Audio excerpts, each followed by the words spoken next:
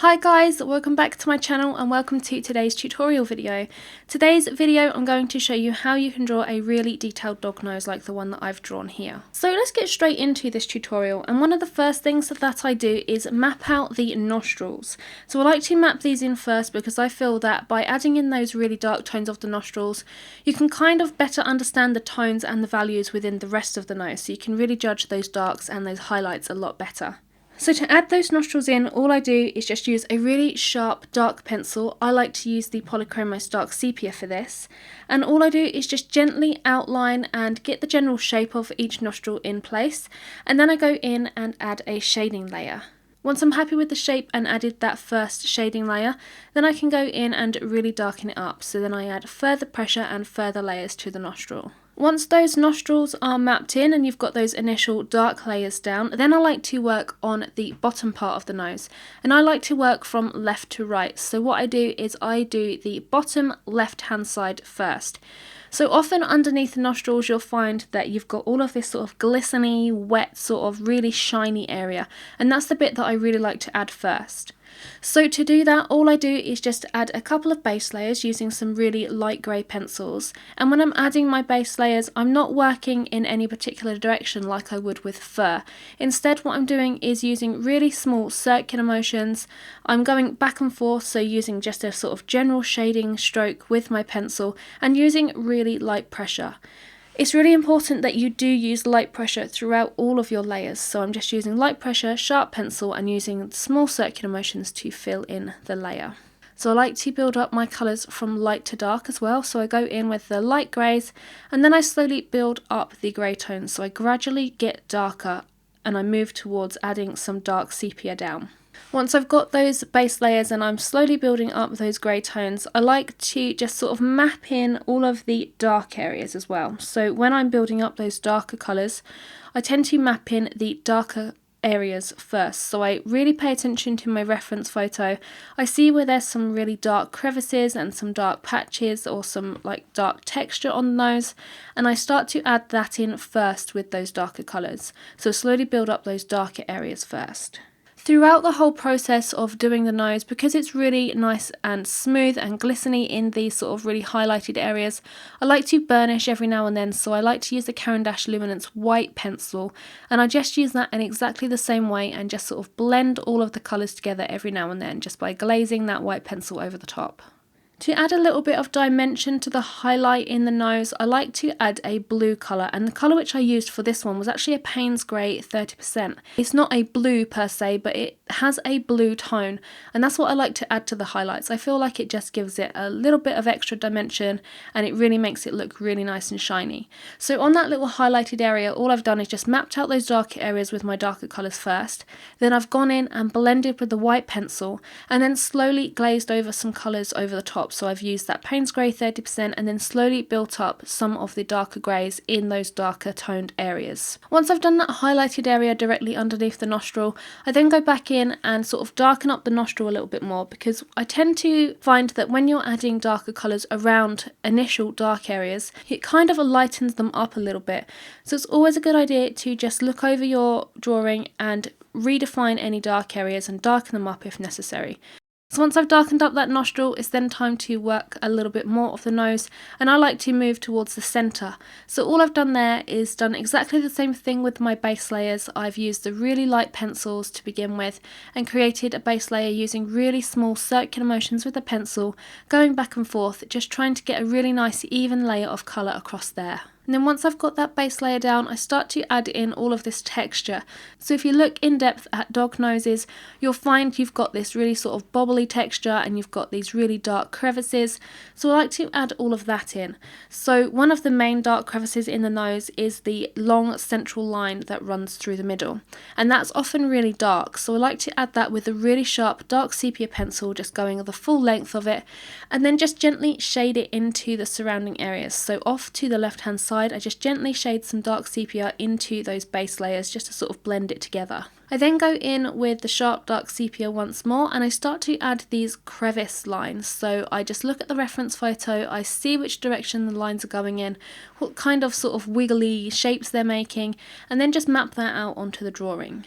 To add that texture down, I just use some really small open circles and just apply that across the nose, and I find that it gives this really sort of bumpy, this really nice texture that you often find on a dog's nose. Once I've done that, then I just go over and glaze some colours. So this dog's nose was a little bit sort of orange and a really light tan brown in the centre.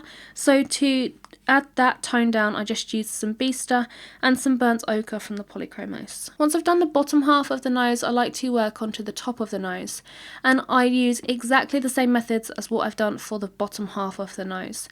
So I use those base layers. I use a really sharp pencil with the light colour, so I go in with the warm grey one, and I also go in with cold grey one, and I make sure the pencil's really sharp, and then just add that base layer down using those small circular motions and going back and forth and just trying to get a really consistent, even layer.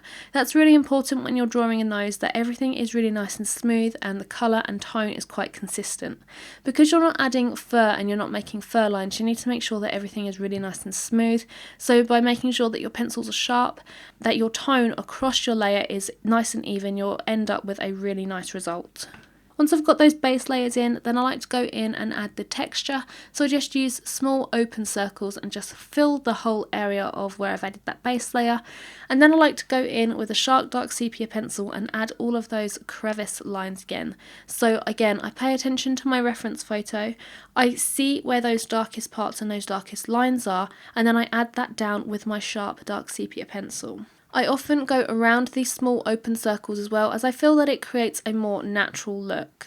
Once I'm happy with the placement of some of those lines, then I can go in and add the shading and everything on top. So I look at the reference photo and see where those darkest parts are, and that's generally around the top of the nostril and around the side of the nostril as well, coming back towards the face.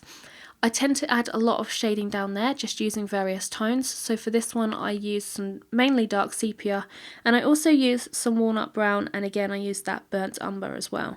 And I just gently shade those down and then go through the rest of the nose and just add some more grey tones and gradually work from the lighter grey tones to the darker grey tones. I also use that blue toned pencil, so that Payne's Grey 30%, to add some more of that sort of glistening, sort of really shiny areas at the side of the nose there. Once I've done that half of the nose, I then move on to the second half. So I work from left to right. So I've done the left side, I move on to the right side and apply exactly the same techniques over the entire nose. So with this nose, it was at a 3/4 view, so you haven't got that full view of the nostril, you've only got a little side glance.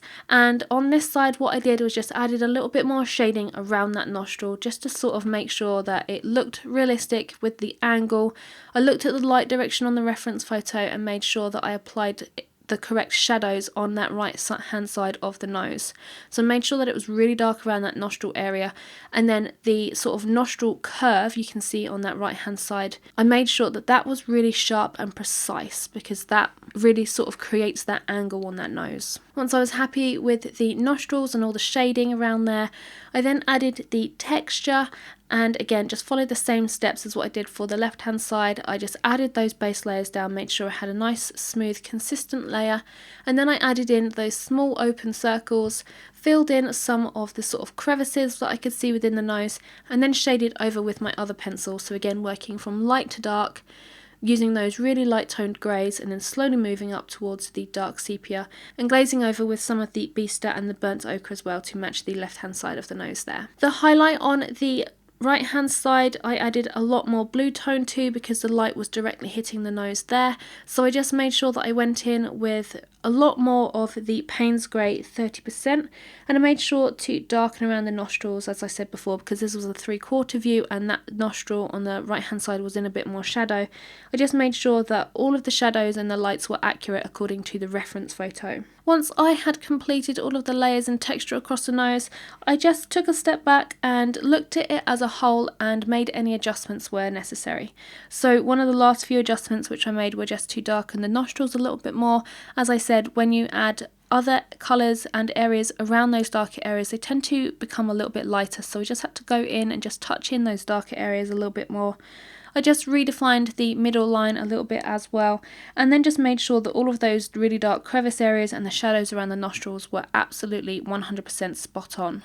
And that's pretty much it for creating this dog's nose. It's really simple technique, so all it is just shading, making sure you've got really nice smooth even layers, making sure you've got those really sharp pencils, and then just filling in and adding some of that texture. So I use small open circles and just use a sharp dark sepia pencil or a dark pencil just to add in some of those crevice lines.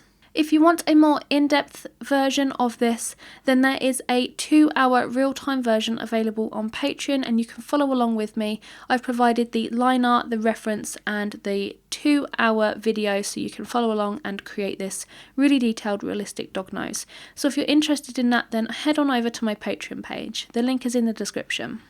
I really hope that you've enjoyed these small tips on how to create a detailed nose. Hopefully they will help you if you're creating your own nose. You can apply these tips to any kind of animal as well. So you can apply it to like a wolf, you can apply it to wildlife, you can even apply it to cat's nose as well.